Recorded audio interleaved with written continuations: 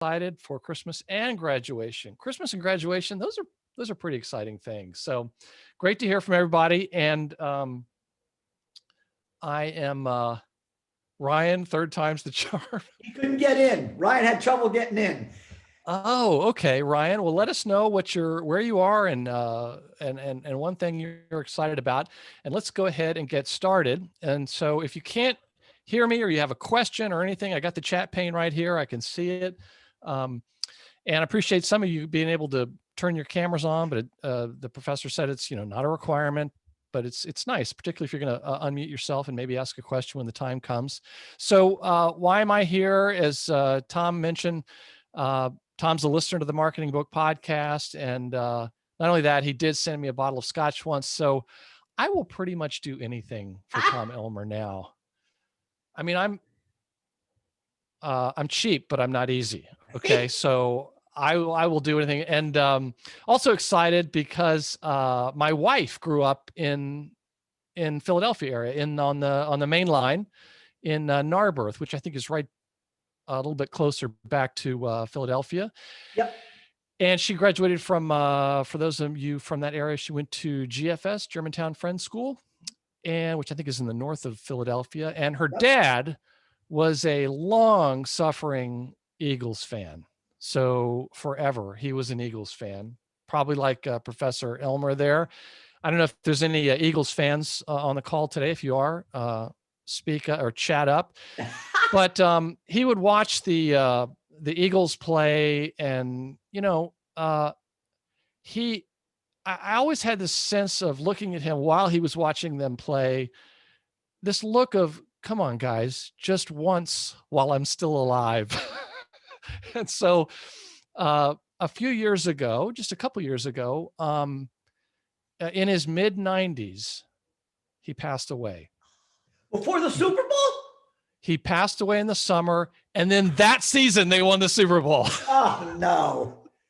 So I don't know, maybe he was up in heaven trying to pull some strings just because he was such an Eagles fan. So I was afraid that was going to be me dying before they ever won. Thank God. No. No. So yeah, go Birds. So at any rate, well, listen, let's get into the things I was going to talk about. I just want you to go back in your chat pane and let me know, maybe yes, no, maybe. If you would like to be, assuming you're going to go become a marketer, you're going to work in marketing, if you would like to be the kind of marketer that every CEO would like to hire and can't afford to lose. Some of you may already be working, but let me know if that's of interest to you. If you want to be the kind of marketer that's constantly getting pitched by CEOs to come work for them, and once you're there, they realize that you're an invaluable member of the team. So yes or no? No, I don't want that. Yes, I do. Yeah, sure. It's kind of a leading question. Of course, sure. Yes, you all do. It's nice to be wanted, isn't it? So for the last 5.5 years, since January of 2015, I published an interview with the author of a new marketing or sales book every Friday.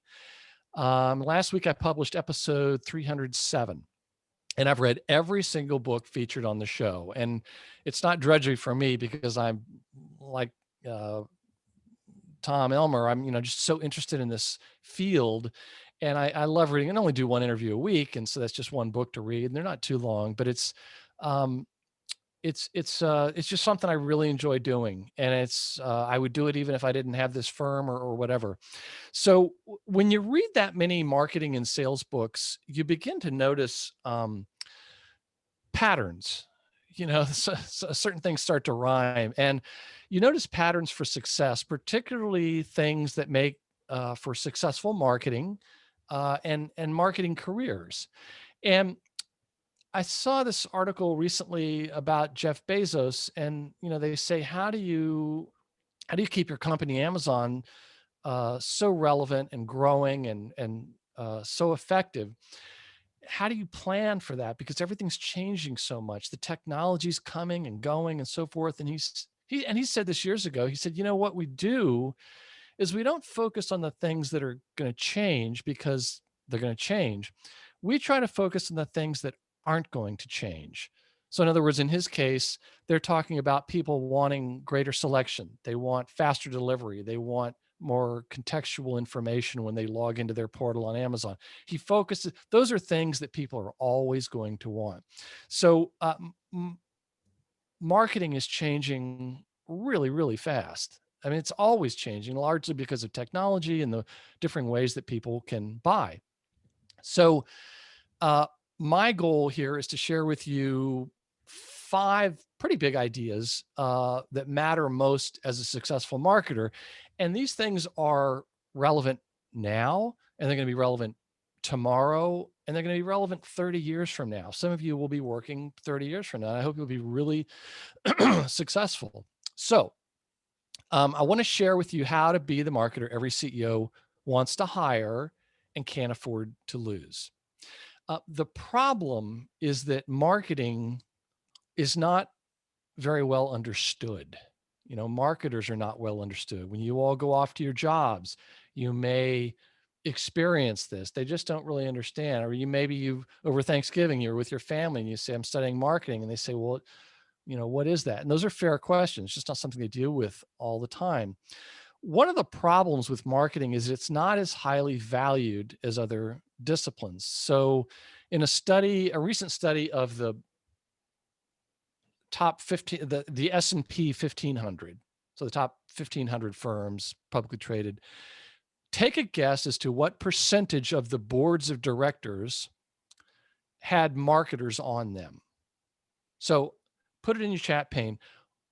Of those top 1500 publicly traded firms in the Standard & Poor 1500, what percentage of the boards had people on them with a marketing background?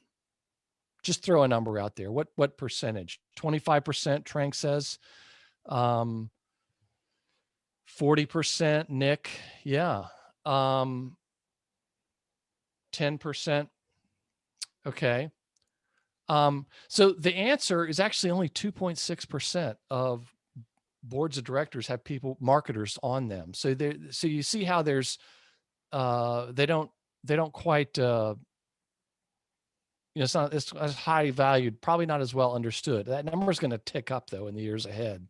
And in a separate study among board members, take a guess as to what percentage believe that marketing is an important experience to have.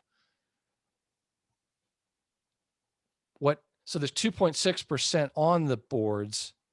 What percentage of board members think that marketing is an important experience to have?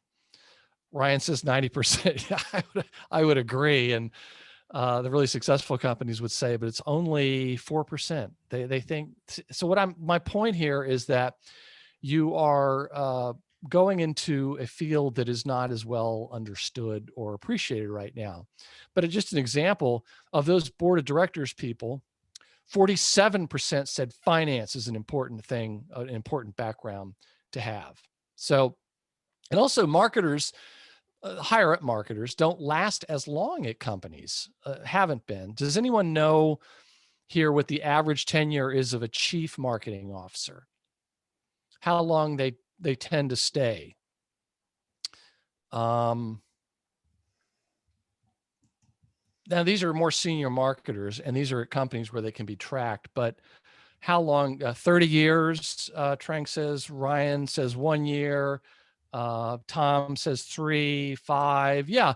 So according to the executive search and leadership advisory firm, Spencer Stewart, the average tenure of chief marketing officer and others in equivalent roles now these are 100 of the top US advertising spenders. So that's kind of how they grouped it.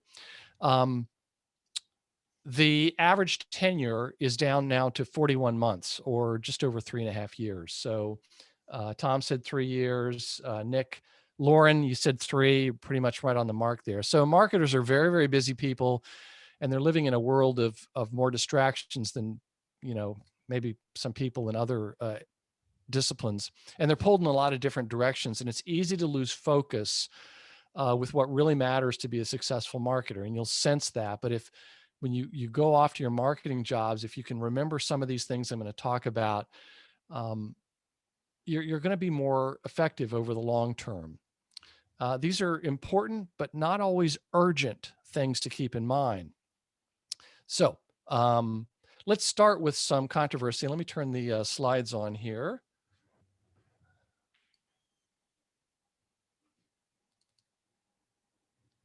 Okay. Perfect. It's up. Can you see the screen? Okay, Yep. great. All right. So let me hang on one second here. So let's start. 5 things I was going to talk to you about. Let's start with the first one, and it's a little bit controversial, okay? And it may upset some of you. So I hope you don't drop out of the presentation here. But the first one, see if this is all working. It's so much trickier in the virtual world. The first one is marketers have an image problem. Is that the screen that you see? Yep. The slide? Okay, great. Thank you. Marketers have an image problem. And not too long ago, there was a study by the Foreign A's Group about perceptions of marketers by CEOs. Okay, the perception that CEOs have of marketers, maybe more senior folks, but marketers in general. And who can guess what percent of CEOs in that study trust marketers? Throw some more percentages out there. Who can guess what percentage of CEOs trust marketers? Caleb, 1.8%. Ryan, 50%. Good. I can see Ryan here. So 1.8%, 50%, 12% Tom has. Did your students call you Tom or Professor Elmer or they probably Great called One? Okay. Professor. Professor Prof is fine. Prof. Okay. Okay. Oh, and actually, I think you said I get to be called professor at least for you 1 are hour of professor. my life here. Yes. You're a professor for this class. Yes, sir. Okay. Ryan Lorden calls you dad. Okay. He had me impressed. We go way back. He was a principal student of mine. Oh, wow. Okay, great. Okay, so the answer is 20%. 20% of CEOs trust their marketers. And it doesn't, don't misunderstand. It doesn't mean that they wouldn't want the marketers watching their kids or, something like that. It means that they don't trust that marketers understand the financial realities of their companies. Okay. So when you go off to your jobs or the jobs you have now, just understand that they automatically assume that you don't understand the financial realities of their company. Okay, now I'm going to show you some ways to get around that. And that's just a perception that they have, right or wrong. Professor, who are the Eagles' biggest rival?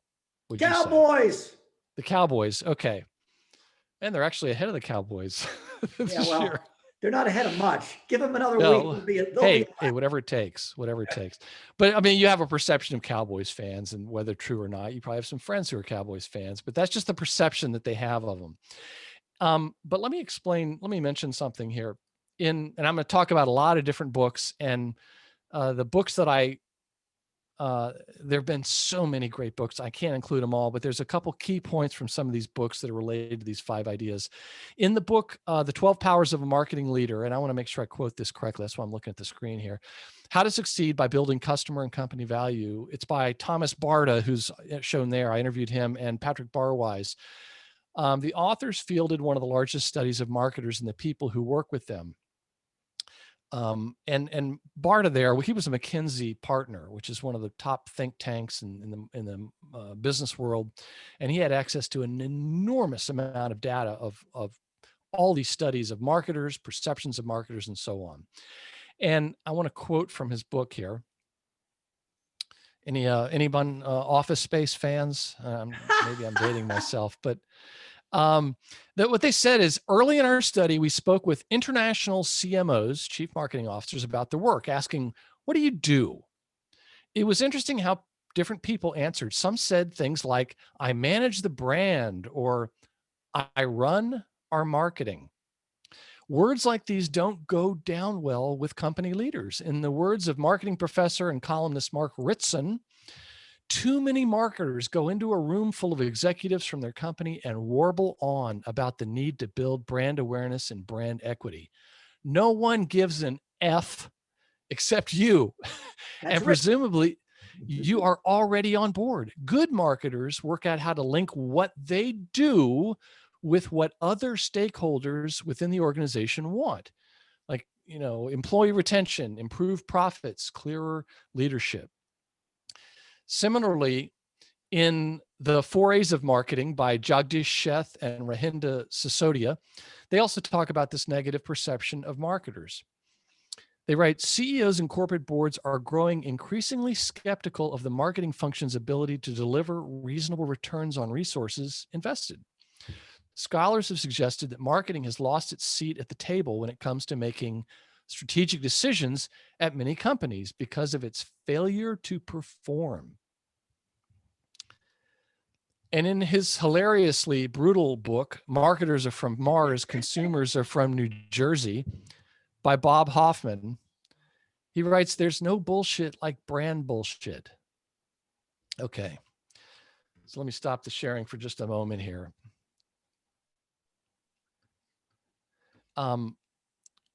So I guess right or wrong, there is this perception by many in the business world that the marketers are arts and crafts party planners who work in the make it pretty department. Now, I would argue that perception is based more on ignorance, but that doesn't really matter because that perception is reality.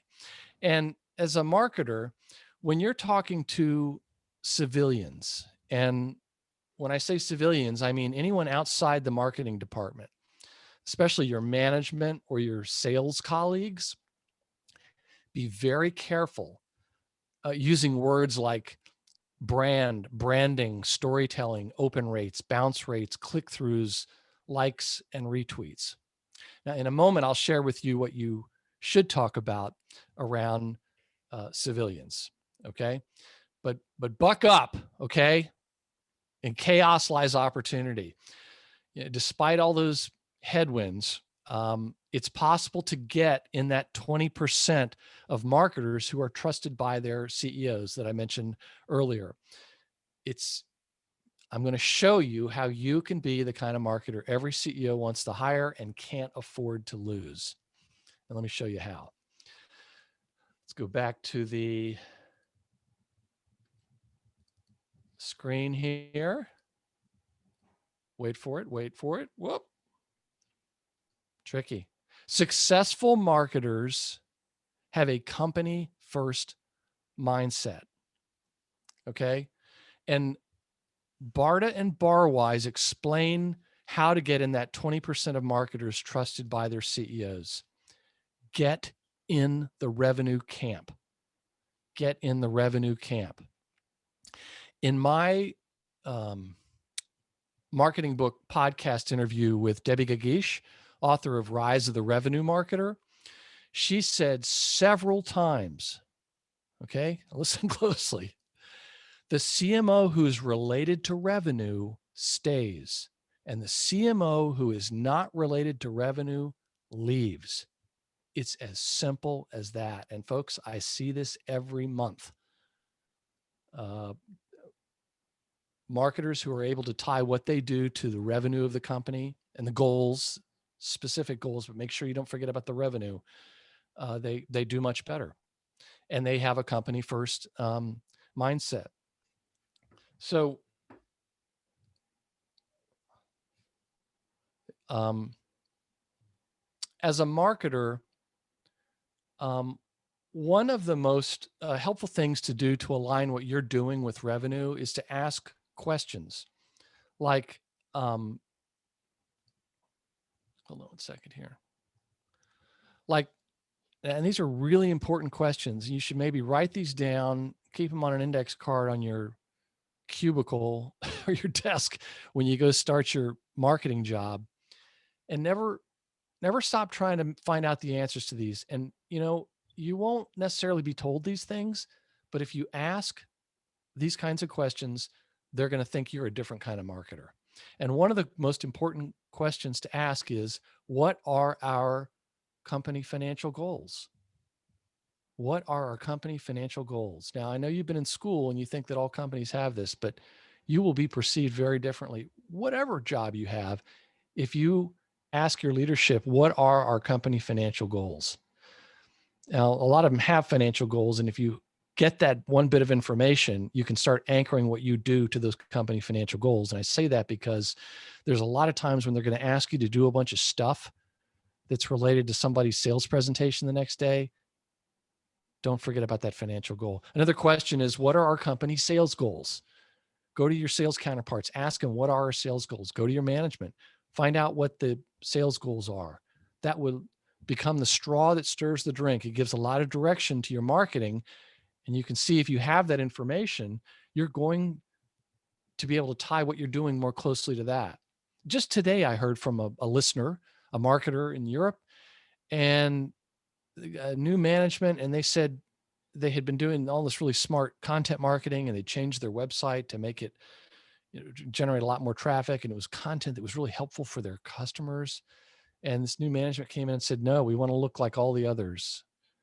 And he says, well, wait a minute, that's not going to help us reach our goals. They said, no, we that's what we want. We're very conservative or whatever. And the guy quit. I couldn't believe it. I hope I wasn't the reason he quit his job, but I think he's going to do just fine. But what are our company sales goals?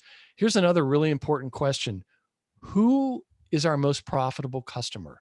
There was a book by a couple of folks at the University of Pennsylvania, the Wharton School, that was on the show, called the Customer Centricity Playbook. I think Professor Elmer listened. You listened to that. Yeah, Peter Fader. Only 100 pages.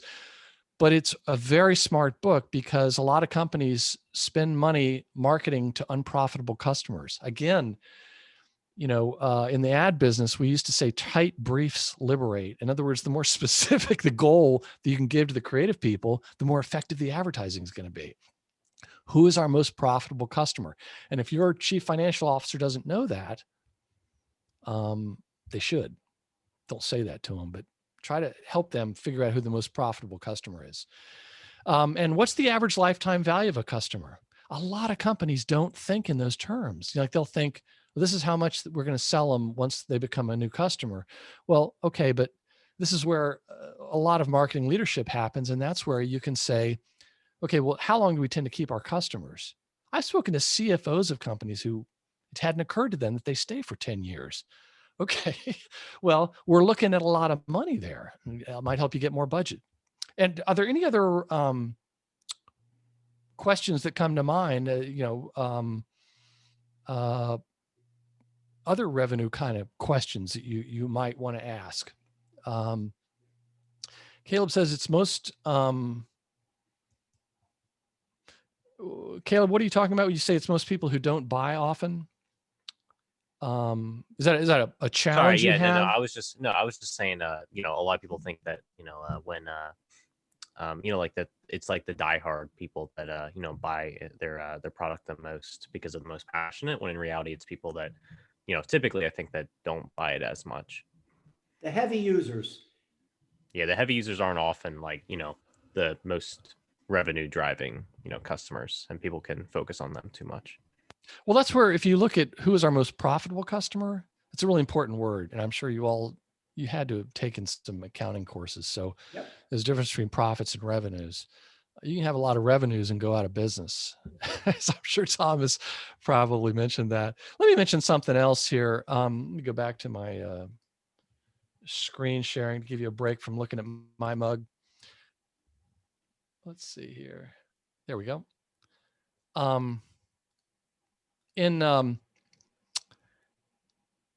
As a first step towards connecting marketing activity with revenue, Tracy Eiler and Andrea Austin, the authors of this fantastic book called Aligned to Achieve. And we're not going to get into this topic, but the ability to align your sales and marketing efforts is becoming more and more important because they both have to work together much more closely.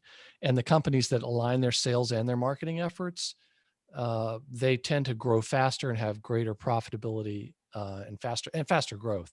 But they, not to get too much into the weeds, but when you go into your marketing jobs, or maybe you already have them, they'll say, oh, we just want you to generate leads. Just, you marketers, just generate leads. Well, you can generate a lot of leads and they might be really crappy leads. And if you're being rewarded for that, I would be careful, because you can raffle off a car and get a lot of worthless leads. What you should focus on instead is this thing they call pipeline. It's just a concept. And what it means is the pipeline is let me read from her book, the opportunities the sales team believes could convert into revenue. In other words, these are good leads. And to know what a good lead is, you have to have sales and marketing alignment agree on what a good lead is. This is different from leads, people who have expressed, very early interest, because pipeline holds actual opportunities that are qualified by marketing and by sales. In other words, sales says, yes, that's a good lead. Okay, that should go into your pipeline. Focus on generating leads that your salespeople can turn into opportunities. In Angelina Jasper's book, Marketing Flexology, How to Outsmart Change and Future-Proof Your Career, which I think is one of the best books for people who want to pursue a marketing career to read. She describes a trait that the most successful marketers have. And she had a career with Hewlett-Packard and Kodak and all these other big firms. And after many years, and she's still a marketer, she's looked back and said, what were the commonalities of the really successful marketers and the marketers that weren't successful? And one of the factors she talked about was this business first mindset. Okay. And she says cultivating this trait is by far the most important thing a dynamic marketing leader can do. It goes like this. When faced with any business decision, place your company and customers first, before your team and before yourself. It may feel counterintuitive, but it works. And she also reminds readers that if you're only focused on yourself and your budget and your department and what you're doing, it's hard to build a career working for an insolvent company. You've got to focus on what your company's trying to accomplish. Don't know what they're trying to accomplish? Ask. It'll raise your profile. Also, when talking about developing what she called in the book an executive dashboard, meaning executives don't want to know all that stuff that you're doing, and what you're doing is important. She says, developing an executive dashboard, it needs to focus on business outcomes and include metrics that use the standard language of business. And the standard language of business is accounting. The Wharton School at Penn asserts that the story of any company, no matter the size, the industry, or the country of origin, is told through its financial records and reports. Income, debt, revenue versus expenses, compensation, and cost of retaining customers can all be found on financial statements.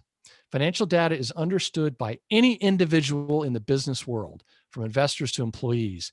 Using existing financial data as the basis for your marketing metrics will ensure it is widely understood across the organization and respected for its accuracy. So back to that other book I mentioned, 12 Powers of a Marketing Leader. I talked about the disconnect many marketers have with their companies. Okay. But here's what the successful marketers are doing. They write, our interviews with the most successful marketers have one thing in common, a top management viewpoint. A top management viewpoint. Rather than talking about marketing, they spoke of the business as a whole. They didn't talk a lot about advertising, branding, and customer insights. They spoke about revenue, cost, and profit, and how they could serve the customer better. The real marketing leaders were concerned with one thing, how marketing helps the company achieve its biggest priorities. So do we have any questions, disagreements at this point before I move on to the next one? Any questions about your professor that you've always wanted to ask him now that you're about to graduate? So that's right on, Doug. Keep going. Keep preaching. Right on. Okay. Preaching All right, the brother. Bible of So sales and marketing. a company first mindset is important. But do you know what's equally important? To be the marketer every CEO wants to hire and can't afford to lose. I'll tell you. Successful marketers understand their buyers better than anyone. Let me tell you a quick story. A couple of years ago, I hear from listeners from around the world every day. They message me on LinkedIn, and all of you, if you want to connect on LinkedIn, please do so. but include a message so I know that you were on this call and that you're not some spammer trying to reach out to me. And if you do, and you include your address, your mailing address, I will mail you a Marketing Book Podcast laptop sticker. I'll include 2. I'll include Marketing Book Podcast bookmarks. Shoot, I'll even include my business card. I will mail it to you. I'll send you a little note, a note of encouragement as you go get ready to graduate. But there was an a listener, and he was in, I think, New Zealand. And he said, hey, I worked in marketing in the past. I've been thinking about going back into marketing, and I've been listening to a lot of your podcast. And I finally got this interview at this company, and things are going pretty well. And I learned quite a bit on your podcast. I was able to, say these things during the interview, and I was really excited to hear that. And lo and behold, he got the job. And he says, I really appreciate, your podcast. It helped me get this job. And I said, well, I appreciate that. But these people that listen to the podcast are, from what I've seen, pretty sharp folks. And a lot of them are into self-improvement too, which I'm going to talk about in a minute. But he then said, asked me a question. I get a lot of questions from listeners about what's a good book to read about X or Y or Z. And, I've read hundreds of books. And if I can help somebody find the right 1 or 2 books to help them with what they need right now, I want to do that. It only takes me a few seconds to answer, and you don't need to read 300 books. I mean, come on, people, get a life. Don't be like me. No, I'm just kidding. But he said, is there a book that you can, he worked for some business to business water filtration industrial company. And he says, are there any books that would help me learn more about this water filtration technology? And I said, I don't know. I have not read one, and it's not the kind of book I feature on the show. I'm sure there might be, but I said, listen, before you go try and learn all about your technology and your products and your services, if I could make a suggestion, why don't you become the expert on your customer? Learn as much as you can about your customer. Go talk to them. I gave him a couple of book recommendations on, the kind of questions to ask and that sort of thing. And I'll actually mention a few here. And I encouraged him to do that. And he said, okay, he just started his job. Well, a few months later, he contacts me and says, my goodness, that worked. It's unbelievable. I think I know more about the customers than the salespeople. And that's not to take anything away from the salespeople. The salespeople are very focused on people who are closer to buying, but he really understood them. And now he said he goes to meetings with management, and when he speaks, they listen. It gets quiet. He's the voice of the customer, and he really understands them, and he continues to talk to them. In Seth Godin's next to last book called This is Marketing, You Can't Be Seen Until You Learn to See, that was episode 200. He wrote, marketing, the effective kind, is about understanding our customers' worldview and desires so we can connect with them. It's focused on being missed when you're gone, on bringing more than people expect to those who trust us. It seeks volunteers, not victims. So how can you help your company to develop a deeper understanding of your customers in order to give you a competitive edge? I could talk for 12 hours about this, but I won't. But in Adele Ravella's book, which is one of my favorite books, her book is called Buyer Personas: How to Gain Insight into Your Customers' Expectations, Align Your Marketing Strategies, and Win More Business. When my content director started working at my firm a few years ago, he'd come from being a business journalist. This was the first book I had him read. She explains what a buyer persona is. You all may have heard about this in some of your classes, but she describes it as they're examples or archetypes of, fictional characteristics of real buyers that allow marketers to craft strategies to promote products and services to the people who might buy them. And the backbone of her book are these 5 insights about your customers that will give you a big competitive understanding of your customers and an unfair advantage. We do these 20 or 30 minute interviews with customers, well, mainly new clients, and we probe for these 5 rings of insights. And afterwards, the clients say, man, you really understand our customers. I mean, we tell them what we're going to do. Or they say, wow, I forgot how much goes on in our customer's life before they get to us. But it's deep understanding. And the most important aspect of developing this buyer persona, some people call them avatars, is that you must actually speak to your customers. Don't just go to the salespeople and ask them. Don't think, this is what I think, establish a discipline of actually talking to customers. But I would, if you don't know anything else, you don't read her book, go to her website, buyerpersona.com, and learn about the 5 rings of insights. She's got some great ebooks there, and I'm not sure you have to register, but just go read about that. Another fantastic book that is such a great example is The Transformational Consumer. Fuel a lifelong love affair with your customers by helping them get healthier, wealthier, and wiser.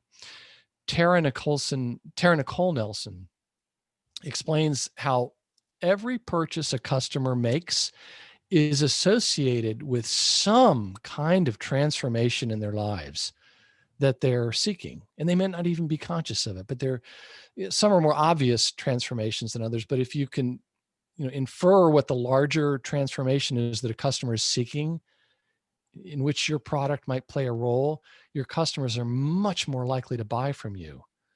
So even if someone's buying breath mints, there's some kind of transformation they're looking for. And even if they're buying industrial boilers, there's still some sort of transformation they're looking for. They want perhaps to be better respected in their company. They want their company, there are deeper emotional things that they're looking for. And if you start to zero in on those, it has a dramatic effect. There's another book, again, one of my favorites is a Roadmap to Revenue. So you can imagine a book with the title Roadmap to Revenue is I'm going to like, but it's by Kristen Zhivago, and it's called How to Sell the Way Your Customers Want to Buy. And she outlines what successful companies do to increase revenue. And can anyone take a guess? Get your chat pane ready. Can anyone take a guess what the linchpin of her entire book and her entire successful methodology is? What do you think the crucial factor is at selling the way your customers want to buy and building revenue? Anyone want to take a guess? Talk to them. Professor Elmer. I should add, I went off years ago after I got out of the Army and I got an MBA, and there were a certain number of professors who were, had been in academia, and some of them, they were absolutely fantastic. And some of them, maybe weren't, but the ones that had private sector experience were just, they really stood out. And it's really important when you're studying business, in particular marketing. You have a professor like Tom Elmer, who's actually been out there in the working world. If you're studying chemistry, it's maybe not quite as important, but it's really important. I would just urge you to pay extra attention to the professors who have had some private sector experience, because years later, you're going to realize that there was a difference. I didn't notice it when I was going through getting my MBA, but I realized it later. Of course, in this book, she tells you exactly what to ask them and what not to ask them. It's a waste of time, but it's really, really important. A couple other books, Martin Lindstrom's book, Small Data, The Tiny Clues That Uncover Huge Trends. He writes about a very successful company that now requires all employees to have an annual visit in a customer home for 24 hours to help them gain meaningful insights into their customers. It dramatically changed when employees started spending time with customers. And as David Cancel and Dave Gerhardt underscore in their book about chatbots, fantastic marketing book, it's called Conversational Marketing: How the World's Fastest Growing Companies Use Chatbots to Generate Leads 24/7, 365, and how you can too. They write, remember, whoever gets closest to the customer wins. And chatbots actually are helpful for that. And similarly, in another book, The Invisible Brand by William Ammerman, how it's about marketing in the age of automation, big data, and machine learning. Even with all that, he explains the power goes to those who know the customer best. So one last thing I just want to mention, in case there's any folks out there doing content, creating content, Rebecca Lieb's content strategy book, the title is Content, the Atomic Particle of Marketing. And you may have studied about this, but you're going to sense that content really is the atomic. I just love the title of the book, and I loved your book. But a few years ago, SiriusDecision did a study that said 60 to 70% of content that is produced by business to business marketing organizations is going unused. Companies are hemorrhaging marketing money on creating content that's not even being used. And why do you think that is? It's a lack of buyer insights. It's a shame how much worthless content is being produced by companies because they don't have insights into their buyers. So I hope you can see the dramatic impact that you can make as a marketer. So what's one of the best ways to get other consumer insights? Answer your customers' questions. Answer your customers' questions. It sounds really simple. Most companies don't do it, and it can have a dramatic effect. There's a book called They Ask You Answer. One of my favorites. And I should say that, most of the books that are on the show are my favorites because I get to pick which ones I want to read. But Marcus Sheridan, actually, if you get his book, get the second edition. He added 100 extra pages. It really is one of my favorites. And this Friday, I'm publishing an interview about another book he's written about using video in sales. Marcus started a fiberglass pool company in Virginia here with two friends in 2001, and they did pretty well. And before long, they were spending hundreds of thousands of dollars advertising in their primary markets of Richmond, Virginia, and the center part of the state, as well as Washington, D.C. area. So when the real estate crash of 2008 happened, when you all were, pretty young, a number of people interested in investing in fiberglass pools just about completely went away. Suddenly people couldn't pay their mortgages. They lost their jobs. They weren't going to buy a pool. So his business almost went out of business. And their financial advisors even advised him to declare bankruptcy. But at the end of his rope, and he didn't want to declare that because he knew he was going to lose his house. And he had 4 small children, and he was a stubborn entrepreneur. He said, I don't have any more money. All I can do is just start answering every question I ever got from a customer on my website. I'm just going to put every question and answer it as best I can. He started answering questions like, how much does a pool cost? Or what are the pros and cons of a fiberglass pool? When does a concrete pool make more sense?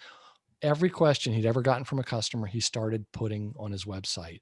And within 1 year, it was the highest trafficked website in the world. Even the manufacturers were wondering, who is this guy in Warsaw, Virginia, that is beating our international pool company? Simply because he was answering questions. And it turned his business around. And now he's an international keynote speaker, marketer.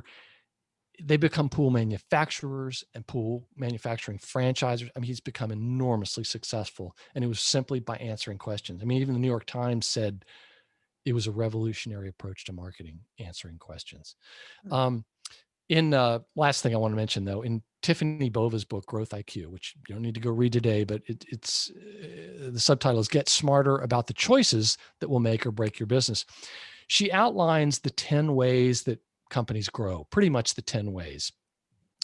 And the success of all, like for instance, one of them is sell more to your current customers, or sell new products to new customers. She explains how companies grow. It's pretty straightforward.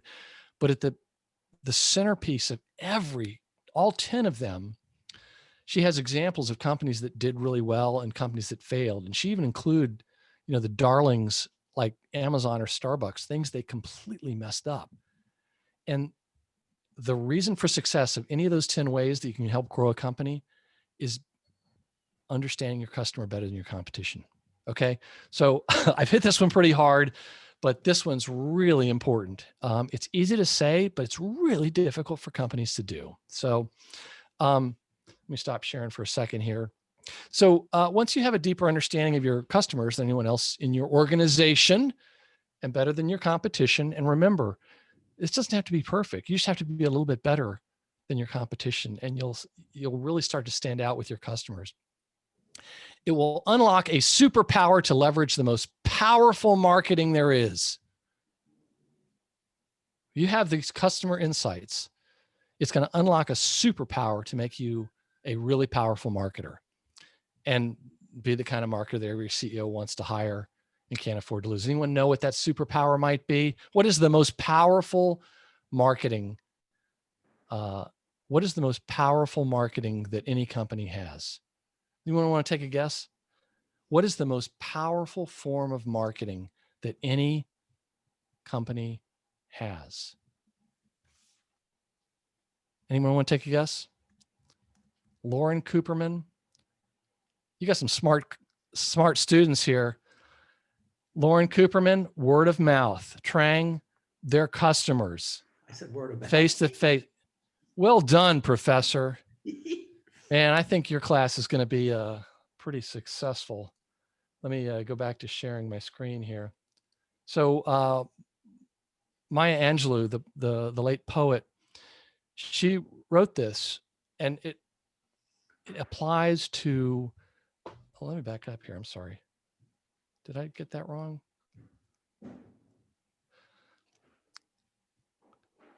Successful marketers is number 4, are customer experience advocates. Okay, now let me explain what I mean.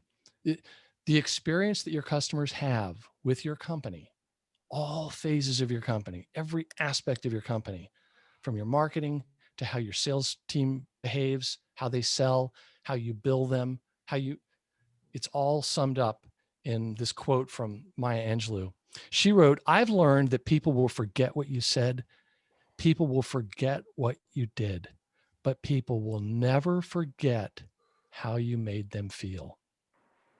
So why is the experience that your customers have more important now than it even was 10 years ago? Can anyone take a guess as to why the experience that you have with a company is the most important thing? And why is it more important than just a few years ago?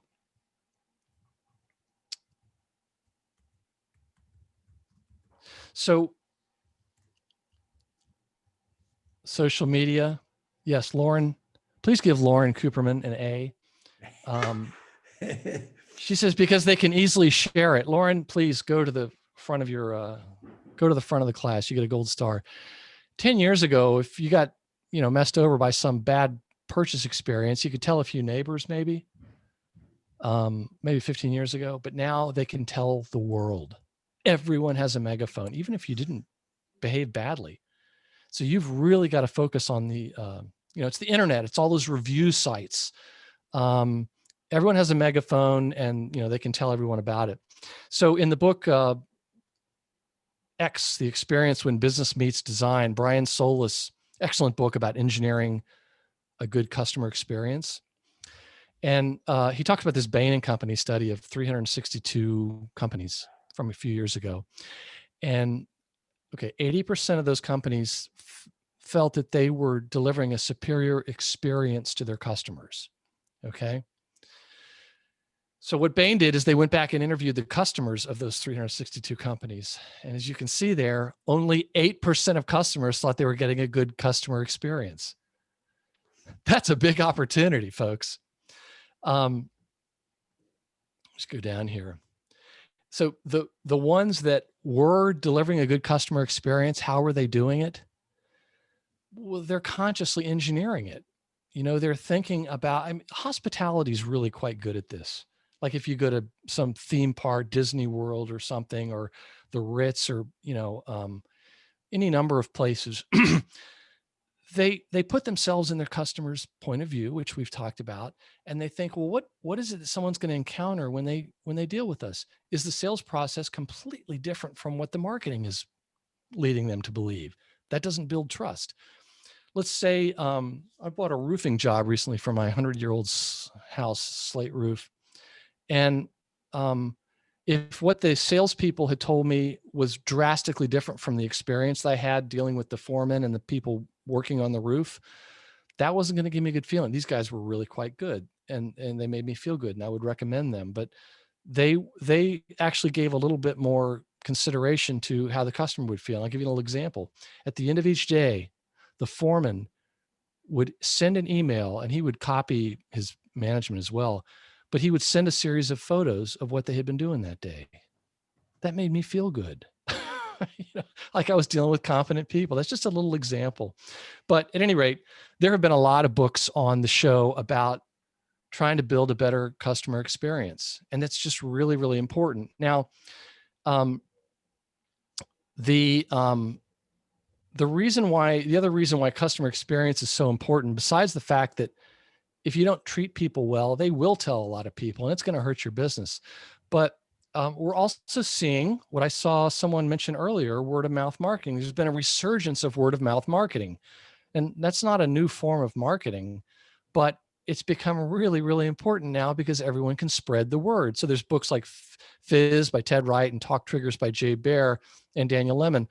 And one of the most important things to remember about word of mouth marketing is that for it to work effectively, it has to be engineered into the experience that your customer has. It has to be more of a business operation in order to generate something that makes people want to talk about your business and give them a good experience.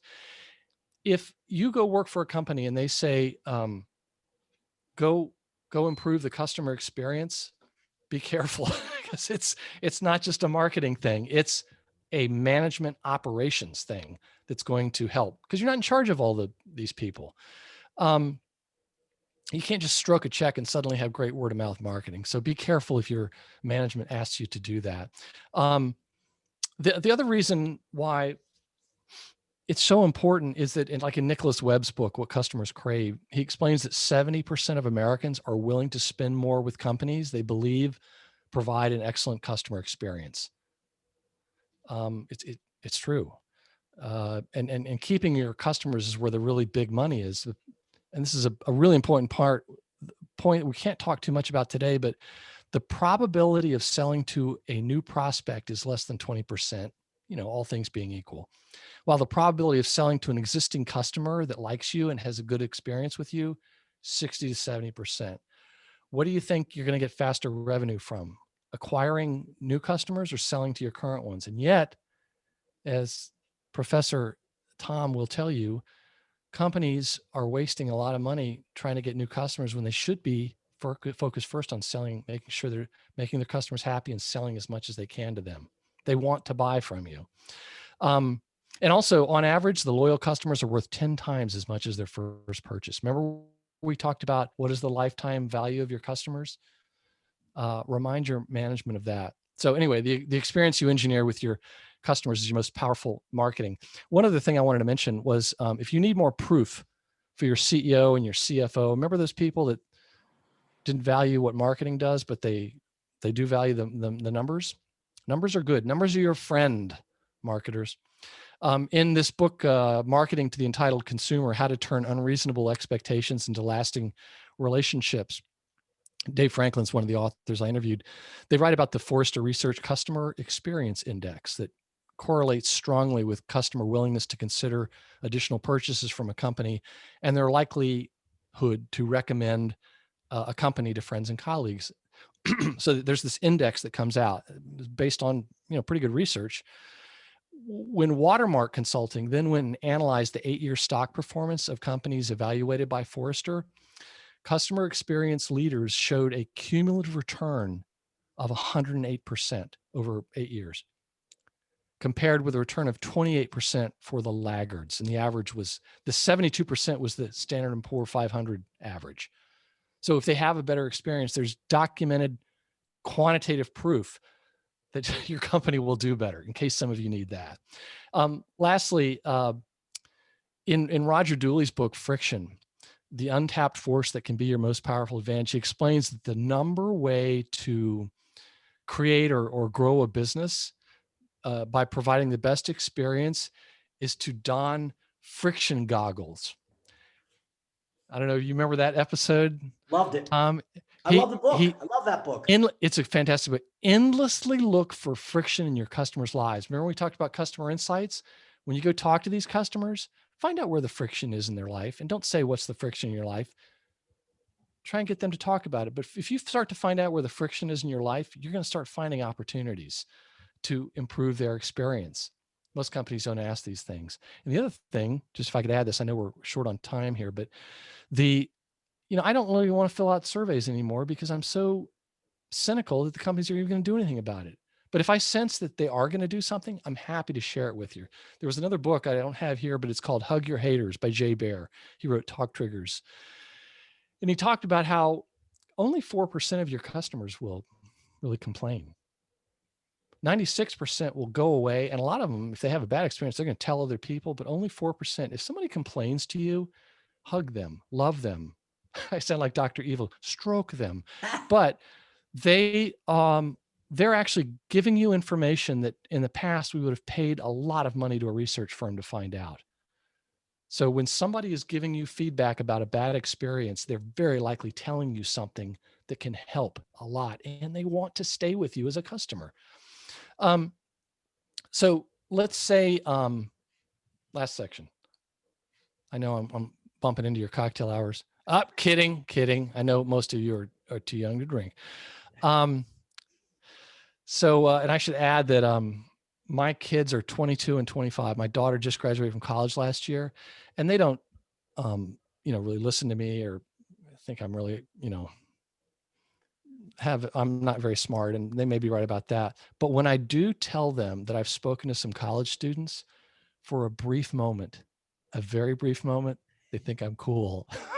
So that's why Professor Tom is really cool. But anyway, so that's why I appreciate being able to speak to you all. This is the most fun I get to have all day. And who knows, dads are always trying to be cool to their kids, despite what they might say to you.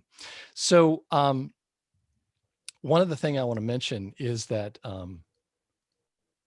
let's see, hold on, let's keep going here.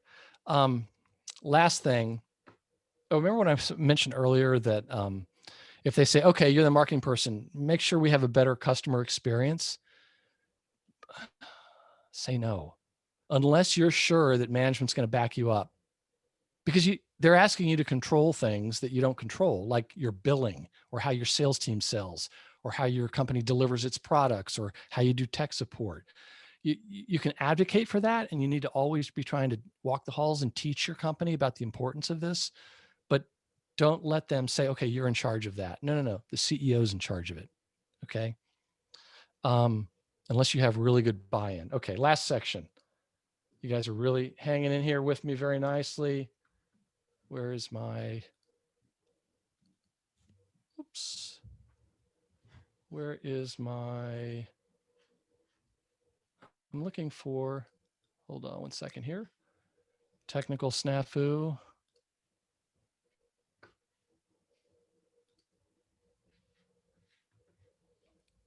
Tommy, you still there? Yeah. I mean, we're good. Everything was working so good up till now. I know. The gremlins. These things are so much trickier than, wait for it, students. Sorry. Let's see if I can turn this on here. How do we do this? Got to move things. Oh, I apologize.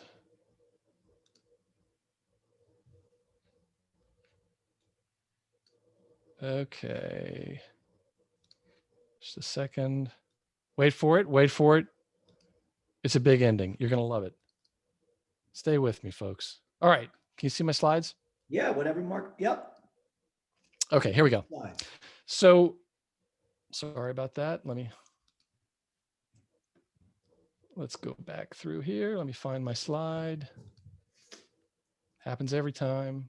For that, I apologize. View, slideshow.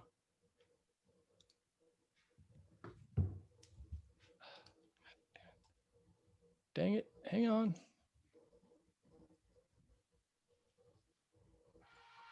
Okay.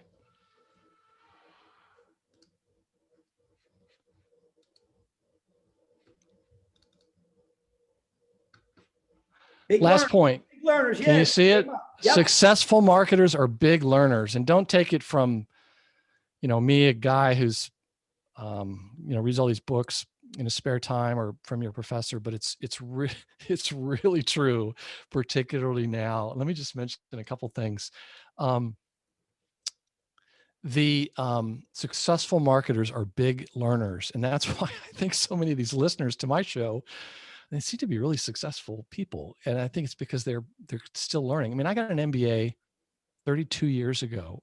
Okay. The things I learned then, there are some things that are still with me, or they're still relevant, but you have to keep learning in all fields, but particularly marketing. Let me just mention something from Angelina's book again. And I'm mentioning her book twice along with the other one, because it's so relevant to somebody in a marketing career. There's been lots of other books, but she talks in her book about basically 3 things that the really successful marketers had. And I'll tell you the other one. Remember I mentioned to you that it was somebody who had a company first mindset. They had a subconscious understanding of what the company was trying to accomplish, and they knew what their goals were. That was one of them. One of the others was, looking back over her career, it was people who were self-educators. They were like learners.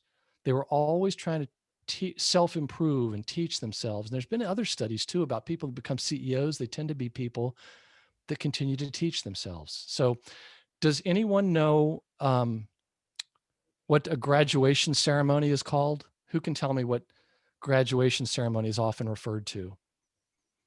I'll give you a hint. It starts with a C. Go into your chat pane. Who can tell me what? Professor Elmore, please stop answering these questions. All right, I will stop. I want the students to bad answer. They weren't answering. Okay, I'll stop. No, that's all right. No, don't worry. Don't worry. Commencement is the correct answer. So I guess you're going to get the prize. Commencement.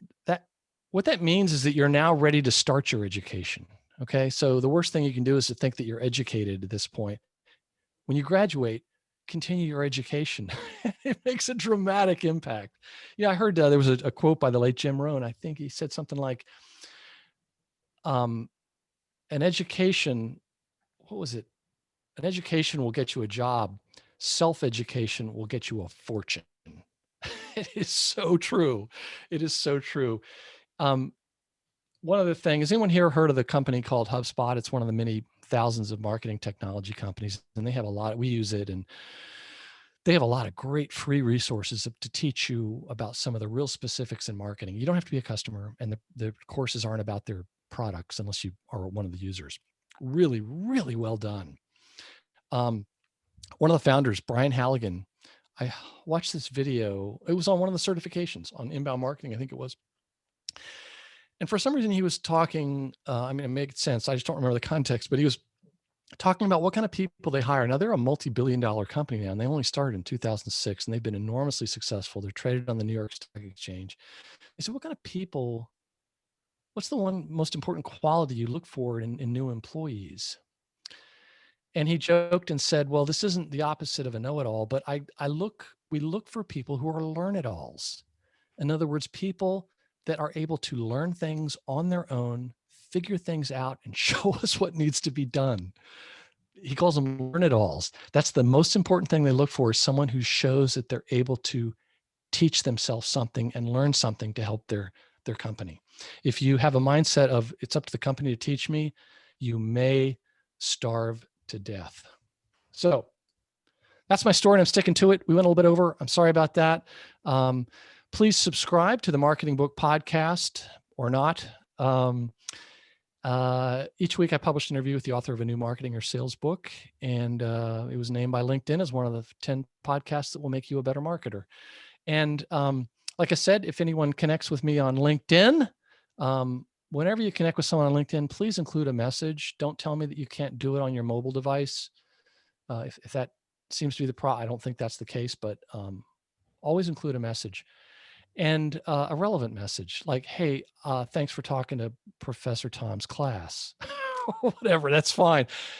And give me your mailing address, and I'll mail you some of that sweet Marketing Book Podcast swag. So just remember that, the big learners are the big earners. So does anyone have any questions, disagreements, comments, looking for a book recommendation of any kind? Take yourself off mute and speak to me, or put it in the chat pane. Professor, what do you think might be? Oh, go ahead. Did somebody speak? Anybody? Doug, could they send you an email through LinkedIn if they connect as far as for a book recommendation? Absolutely. I'd love to hear from you because, people say, usually people are saying, hey, like this guy that quit his job today. I mean, he was a big time marketer in Europe. He's going to be really successful, and he's been doing this and he realized he's had a great marketing career. He's one of those guys that I'm sure companies are already talking to him. They're thinking, oh, you're available. please come and help us. And he's a senior guy, but yeah, he just saying, what, have you encountered this situation before? But a lot of folks, a lot of students, and if they're really from around the world, they're asking me like, what's a book I could read about this, or read a book about that, or even senior people are asking me, what's a resource for this or resource for that. And it's really the most fun thing I get to do is to talk to people and give them a little bit of advice and help point them in the right direction and save them some time. And learn while you're at it too. Well, yeah. First of all, Professor, thank you for taking this class. You did a fantastic job. I knew you would. Some of those books you named are books I fell in love with thanks to you and your program, your podcast. I think of Friction. How many businesses would be improved just by taking friction out of their business? It's simple, but companies don't figure out. Growth IQ. I love Tiffany's book. Look, yeah. One of my favorite quotes is, a desk is a dangerous place from which to view the world. Listen, that just came up, didn't it? Far too many companies are satisfied sitting in their headquarters and have no idea what's happening out there in the market with their customers. The advice Douglas shared with you, become the expert on your customers, is fantastic. Also, being tied into the financial goals of your company will take you further than many other graduates that you compete with.